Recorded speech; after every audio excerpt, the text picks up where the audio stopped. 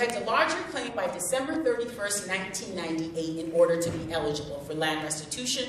The second phase, called validation, is basically where the commission makes sure that, in fact, your claim satisfies all the necessary requirements.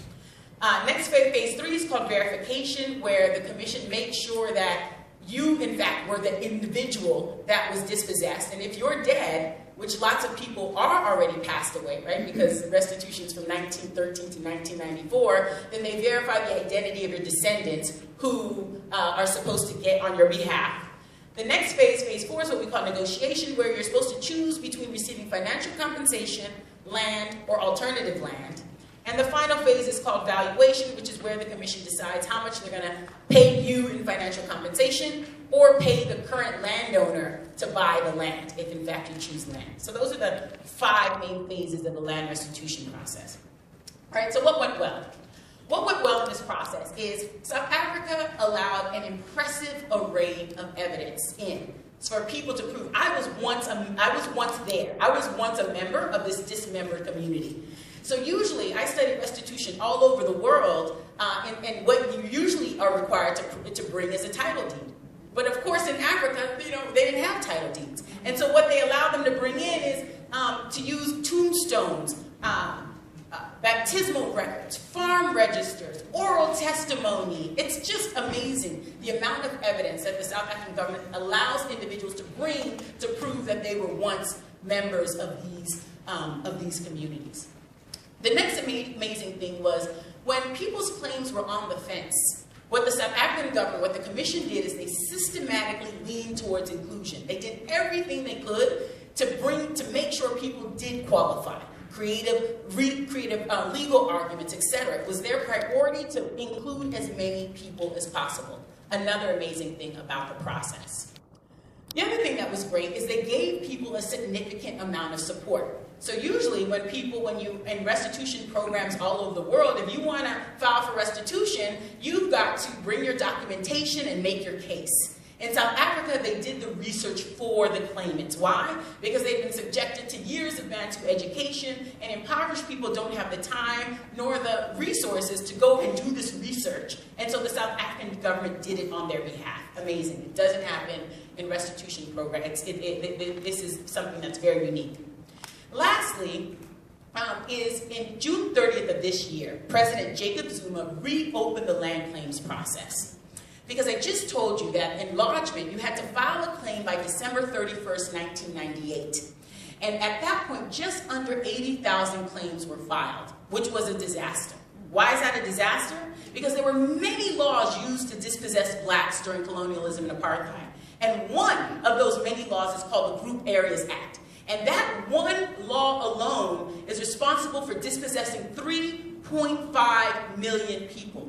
And I just told you, just under 80,000 claims were filed. Millions of people were left out of their constitutional right to restitution. And so the reopening that happened this year, June 30th, was in my view, was amazing, right? Because we now have all of these people who were left out were allowed to be included, all right?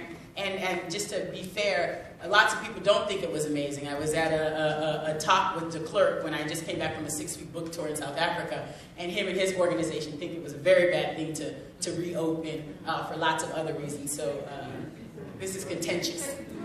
Yeah, exactly. All right, so now let me get to so I'm telling you what went well, right? But now let's talk about some of the main problems. One of the main problems with the land restitution process was accountability, right? So what I mean by accountability is that the commission was supposed to last for 10 years. It was supposed to be done with its work in 2004. But 2004 comes around and they're nowhere near done. And so they extend to 2005, 2006, 2007, they finally extend indefinitely. But what this meant is that when the commission was working, they were working under immense time pressures and uncertainty. They didn't know that these extensions were going to happen. And when you're working under time pressure, there's certain things that cannot happen. The first thing that can't happen is you don't have time to build community capacity to teach the formerly dispossessed communities to lead their neighbors through this very complicated restitution process and to be able to hold the commission accountable. That capacity building didn't happen because they were in a rush. What also happens when you're in a rush is you don't have time to look for land, right? Identifying land, purchasing land, transferring land takes a lot of time.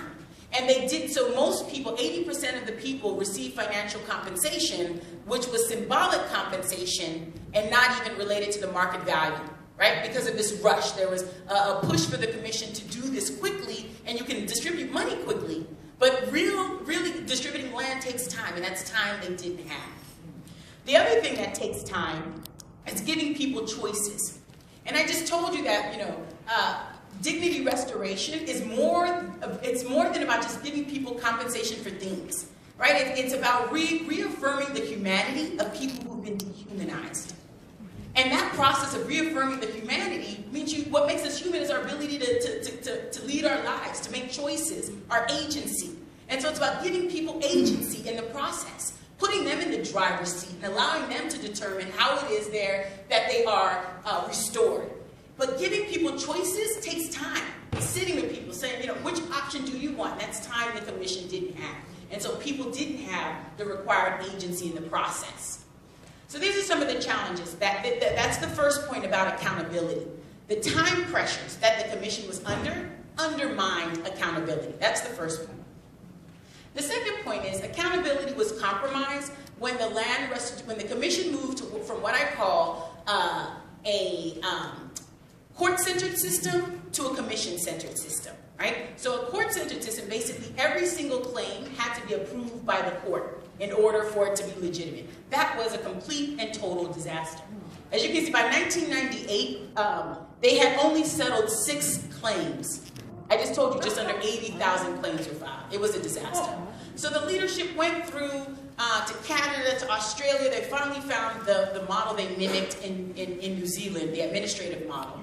And basically, so in this model, what you do is the commission can settle claims without the involvement of the court. And in fact, only when the claimant or the landowner has a problem can they take it to the court. Right? And as you can see, the good thing about this switch from the court-centered system to the commission-centered system, look at the claims. They started to skyrocket, right? We really started seeing claims settled. That's the good news. The bad news is accountability was totally undermined when we moved from the court-centered system to the commission-centered system. Why? Because the commission played the role of the prosecutor, the defense, and the judge. Let me explain. They played the role of the prosecutor because, like any government agency, their #1 priority was to, take care of the government's interest, right? And I just told you they played the role of the defense because the commission was the main entity charged with leading these vulnerable communities through this very complicated restitution process. They acted as a judge. You guys should be saying, lady, they didn't act as, you just told me they had a problem, they can go to the land claims court, right? But the point is, when you're poor, you don't have money to go to the court. And so for the millions of poor people who didn't have money to reach the court, the commission's decision was final. You can never have an accountable institution when one player is serving as the judge, the prosecutor, and the defense. There was a structural flaw.